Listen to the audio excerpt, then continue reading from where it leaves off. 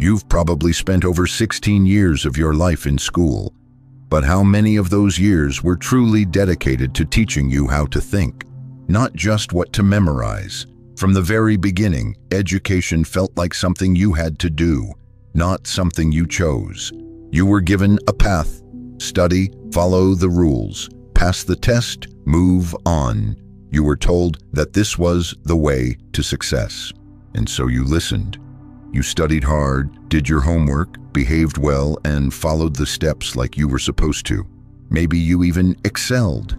Maybe you got the grades, the diploma, the job. On the outside, it looks like everything worked. But on the inside, something doesn't feel right. You're able to function in the world. You can earn a living, keep a routine, meet expectations. But when things get quiet, when you're alone with your thoughts, there's a lingering question that school never prepared you for. Who am I? What do I really want? Why do I feel so disconnected, even when I've done everything I was told would make me feel whole? It's a feeling many people carry, but rarely speak about. According to a 2021 survey by Pew Research Center, over 60% of adults in the US, many of them highly educated, admit they've questioned the purpose of their lives. That number doesn't point to individual failure. It points to a deeper flaw in the system itself. Modern education was never designed to help you understand yourself.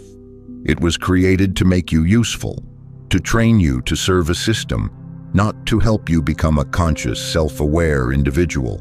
And that's the part no one really talks about. Behind the lessons and exams, behind the diplomas and degrees, is a quiet blueprint to produce workers, not thinkers, to train obedience, not insight, to reward repetition, not reflection. You were taught to remember, not to understand, to conform, not to question, to meet expectations, not to explore your own inner world. The irony is, you may have become successful in the eyes of society, but feel like a stranger in your own life. You can fulfill roles, meet goals, carry responsibilities, yet feel emotionally underdeveloped, uncertain, or disconnected from your core self. Why? Because you were never taught to explore it. You were trained to function in the world, but not to make sense of it, not to ask the deeper questions, not to pause and listen inwardly, not to sit with discomfort long enough to uncover who you really are. And that's the cost of an education that focuses only on productivity and performance. It leaves you well-equipped to play a role, but unequipped to know if that role is even yours. It teaches you how to succeed in the eyes of others, but never how to define success for yourself. And when the applause fades, when the checklist is complete, when the next step no longer feels obvious, the silence creeps in. That quiet voice you've ignored for years begins to whisper, "Is this really me? Is this what I wanted? Or is this just who I was told to become?" This isn't just about school. It's about how education shaped your sense of self. It's about the way a system trained you to look outward for answers, for approval, for identity, while your inner world remained unexplored. And now, as an adult, you're left piecing it together, searching for meaning in a life that was never built on understanding, only on achievement. That is the great deception. Not that education failed, but that it never intended to help you find yourself in the first place. Somewhere along the way, something changed. Education, which could have been a journey of discovery, slowly became a system of control. What began as a natural instinct, the desire to explore, to ask questions, to understand, was reshaped into something mechanical. You started school with curiosity. You asked questions, you wandered off topic, you wanted to know why. But the system wasn't built for that. It wasn't designed to nourish your inner spark. It was designed to measure, standardize, and evaluate, to turn a living mind into a manageable product. So little by little, the wonder faded. You stopped asking why, not because you lost interest, but because you learned that too many questions made you a problem. You remember being told you were disruptive for wanting to know more, that raising your hand too often was annoying, that asking questions outside the textbook meant you weren't on track. And over time, you adjusted. You gave the answers they wanted. You memorized the right information. You stayed inside the lines.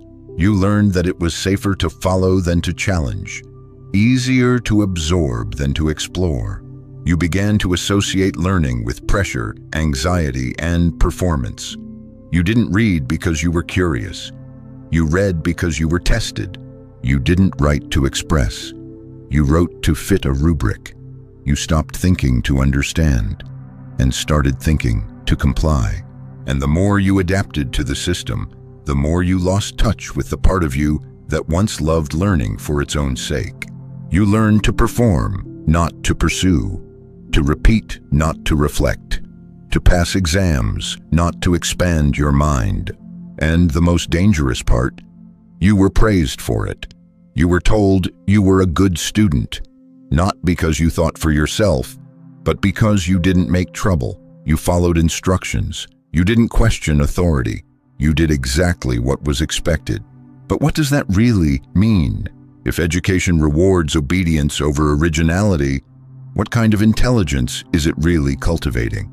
Krishnamurti once said, "Real education means awakening the capacity to think for oneself." But thinking for yourself is not convenient for a system built on conformity. Independent minds challenge the script.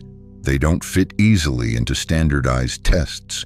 They don't follow one-size-fits-all schedules. So instead of awakening thought, the system teaches imitation.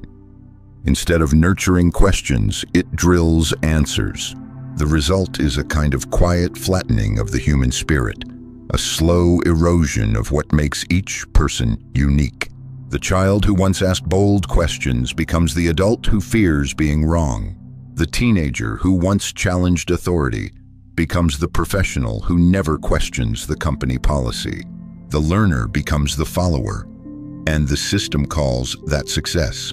But is it really success if it costs us our curiosity? Is it really growth if it numbs the desire to know, to explore, to create? When you look back, how much of your education was truly yours? How much of it felt alive, connected to your passions, your questions, your path? And how much of it was simply compliance, an endless loop of assignments, scores, and silent pressure?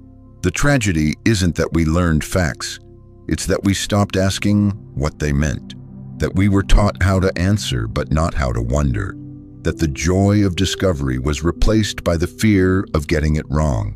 Education became less about igniting the mind and more about managing the output, less about awakening and more about obedience.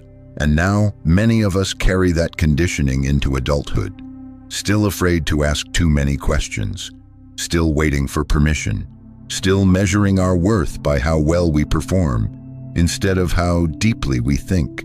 But maybe it's time to unlearn what was imposed. Maybe the first step to reclaiming our minds is not to learn more, but to remember what we once knew. That real education begins the moment we stop repeating and start thinking for ourselves. But to understand how we got here, how education shifted from exploration to obedience, we have to look deeper.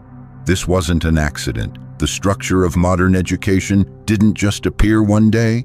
It was carefully built, shaped by the needs of a very specific kind of world, one that prioritized order, productivity, and control. The origins of the school system as we know it are not rooted in a desire to cultivate free thinkers. They are rooted in the industrial age, a time when governments and factories needed disciplined, predictable workers, not poets, not philosophers, not visionaries, but people who could follow instructions, meet quotas, and operate within rigid hierarchies. And so schools were modeled accordingly. Look closely and the parallels are striking. A bell rings to start the day. You sit in rows. You follow a schedule divided by subjects, just like shifts in a factory. You move from one task to the next on command. You are rewarded for compliance. You are penalized for deviation. Creativity becomes secondary, conformity becomes sacred. Ivan Illich, in Deschooling Society, called it out plainly: school is the new church. Its dogma is conformity. And he was right. The system doesn't just teach information, it teaches belief. A belief in structure, in hierarchy, in the idea that success means following the rules set by someone else, that your worth is determined by how well you fit the mold, not how bravely you break it. This wasn't always the case. Learning in its purest form has always been about liberation, about opening the mind to possibilities, about challenging assumptions, not memorizing them. But when education became institutionalized, when it was tied to economies and state interests, it stopped being about growth and started being about management. Think about it. The classroom teaches more than just math or history. It teaches punctuality, obedience, deference to authority. It teaches you not just what to know, but how to behave. And the message is clear: stay in line, don't question the system, keep your head down, and you'll be rewarded. And for a long time, that model worked for society. It created generations of workers who knew how to follow procedures, meet deadlines, and sustain the machinery of production. But what it didn't do was create people who knew how to live deeply, to think critically, or to define meaning on their own terms. The tragedy is that this system became invisible. We stopped seeing it as a design and started accepting it as the natural way of things. We forgot that education could be different, that it didn't have to feel like a slow erasure of individuality, that it wasn't meant to feel like a job you start at age 5 and retire from at 22. And so we grew up inside a structure that quietly trained us to seek permission, to wait for approval, to fear mistakes, to trust institutions more than our own intuition. It shaped our minds before we knew we had minds to shape. It told us what to value before we had the chance to decide for ourselves. And most of us never thought to question it, because questioning was never part of the lesson plan. This is the silent history of modern education, not a path to self-discovery, but a program of social conditioning, not a celebration of the human spirit, but a system of behavioral engineering. And until we recognize that, we'll keep mistaking training for wisdom, compliance for growth, and structure for truth. And what happens after we leave that system? After years of being trained to meet expectations, follow schedules, and succeed by external standards, what kind of adults do we become? Many of us walk into the real world carrying degrees, certificates, impressive resumes. On paper, we look prepared. We're educated, qualified, ready. But inside, something's missing. We know how to solve equations, write reports, manage deadlines. But when life throws something unexpected at us, something personal, messy, and deeply human, we freeze. Because nobody taught us how to navigate the storms that don't come with instructions. No one showed us how to make decisions rooted in self-knowledge. No one prepared us to sit with uncertainty or to ask, what do I really want from this life? And so when the structure disappears, when we're no longer graded, no longer told what to do, we feel lost, disoriented, empty. It's a feeling more common than we think. You can have a stable job, a solid income, even recognition from others. But then something breaks. A divorce, a layoff, a death in the family. And suddenly, all those years of achievement feel like they didn't prepare you for anything that truly matters. You realize you were educated to perform, but never to reflect. Trained to succeed, but never to feel. Taught to plan, but never to understand who's doing the planning in the first place. Psychology Today reported in 2020 that many adults experience high levels of anxiety when facing personal decisions, precisely because they were conditioned to follow guidance from others. Not because they're incapable of choosing, but because they were never taught how. For so long, someone else made the choices: what to study, what's considered success, what path to follow. And even now, as adults, we often carry that same habit into our lives, seeking permission, approval, certainty from outside ourselves. We confuse our accomplishments with self-knowledge. But the truth is, you can have a master's degree and still not know what brings you peace. You can earn awards and still feel directionless. You can be praised for your discipline, your work ethic, your ambition, and still wake up one day wondering whose life you're actually living. The system taught you how to chase goals, but it never asked you if those goals were your own. And so we move through life like actors playing a role.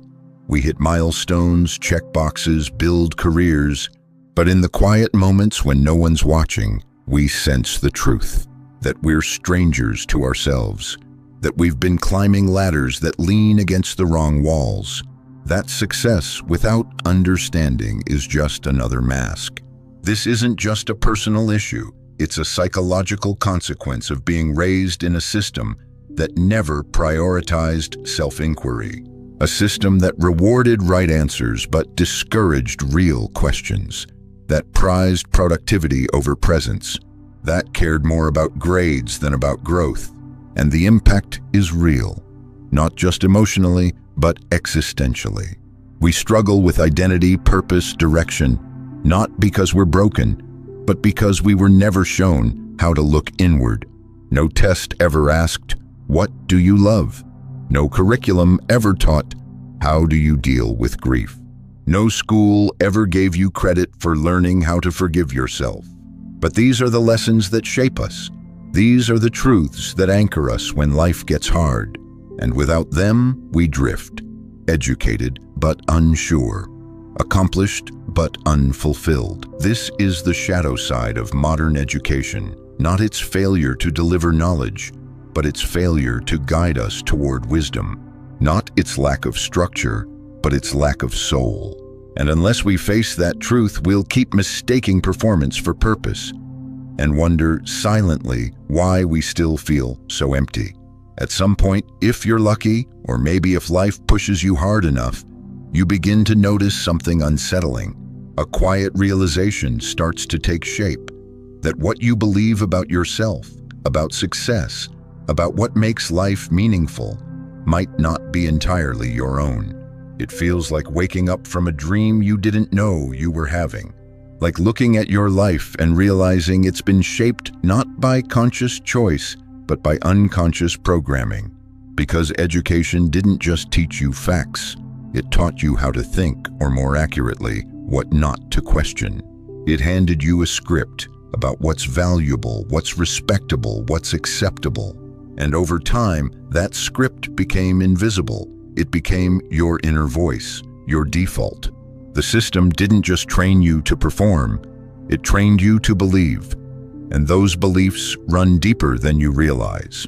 You may not remember the moment it happened, but you started to fear being too different.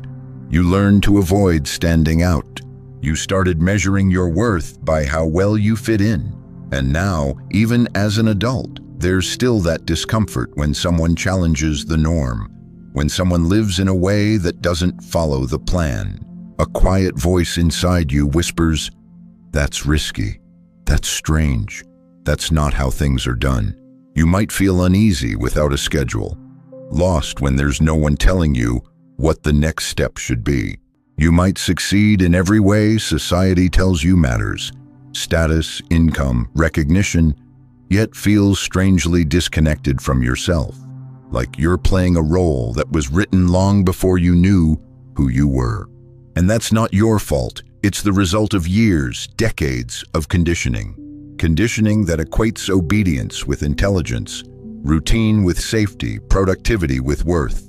We weren't just taught what to know, we were taught what to fear. We were taught to be suspicious of stillness, of uncertainty, of anything that didn't come with external validation. Krishnamurti once said, "It is no sign of intelligence to adapt to a deeply sick society." And yet, adaptation is exactly what we were praised for. We were told that fitting in was a sign of maturity, that questioning the system was rebellion. That success meant aligning ourselves with values we never paused to examine. And in doing so, we learned to suppress the parts of us that didn't conform. The questions, the instincts, the creative impulses. But now the cracks are showing. You start to see the limits of the beliefs you've inherited. You notice how often your decisions are driven by fear of judgment, not by inner truth. How your self-worth fluctuates with productivity. How rest feels guilty. How saying "I don't know" feels like failure. These are not natural reactions. They're learned patterns, programmed responses to a system that rewarded control over curiosity and silence over self-expression. And the first step in breaking free isn't to change everything overnight. It's simply to notice, to question the unquestioned, to ask, where did this belief come from? Who benefits from it? And does it still serve me? Because until you recognize the programming, you're still living inside it, still operating within a framework designed not to help you thrive, but to keep you aligned with an outdated model of life. This is the beginning of awakening, not a dramatic moment of rebellion, but a quiet return to yourself, a recognition that so many of the limits you live with aren't real. They were taught, that your discomfort with freedom isn't a flaw. It's a result of being trained to fear it. And once you see that, you can begin to unlearn, to rebuild, to remember who you were before you were told who to be. Once you begin to see the programming, something inside you shifts. You start to realize that the real work ahead isn't about fixing yourself, but about reclaiming yourself. Not becoming someone new, but remembering who you were before the world told you who to be. And that journey, though quiet, is nothing short of revolutionary. Because now you don't just want to learn, you want to understand. You don't want to keep memorizing information you'll forget. You want to explore ideas that stir something inside you. You want to read not to pass an exam, but to feed your curiosity. You want to write, not to meet a rubric, but to hear your own thoughts out loud, to make sense of the chaos within. You want to learn, not to achieve, but to live more fully. This is the beginning of a different kind of education, one that doesn't start in a classroom, but in the questions you're finally willing to ask. Questions like, what do I actually believe? And more importantly, why do I believe it? Are these values truly mine, or were they passed down unquestioned through generations, institutions, and expectations? What kind of life feels true to me, not just acceptable to others? And as you walk that path slowly, you begin to dismantle the invisible cage. You stop fearing the blank space in your calendar. You stop needing constant structure to feel secure. You stop defining your worth by productivity. You learn to sit with silence. You learn to tolerate the unknown. And in doing so, you create space for something deeper to emerge. Something that has been waiting for your attention all along. But this journey isn't just for you. It becomes something you pass on. When you raise children, teach students, or simply influence those around you, you begin to ask, am I teaching them to obey or to ask? Am I preparing them for tests or preparing them to know themselves? Am I praising them for compliance or for courage? Because real education isn't about shaping people to fit a system. It's about equipping them to shape their own lives. It's not about teaching them to play a role, but to question whether the role is even worth playing. It's not about telling them what to think, but empowering them to think for themselves, even if it takes them down a path no one else understands. And that kind of education doesn't require a classroom. It requires honesty, intention, and a willingness to face yourself. It begins in the books you choose, the words you write, the questions you stop avoiding. It grows in the way you listen, the way you pause, the way you choose truth over comfort again and again. In the end, real education is not preparation for life. It is life itself. It happens when you begin living as yourself, not as a role, not as a product, not as a projection of other people's hopes and fears. but as someone who has remembered how to feel, how to wonder, how to choose. And maybe that's the greatest lesson of all, that you were never meant to just fit in. You were meant to wake up, to unlearn, to return to yourself, and in doing so, finally begin.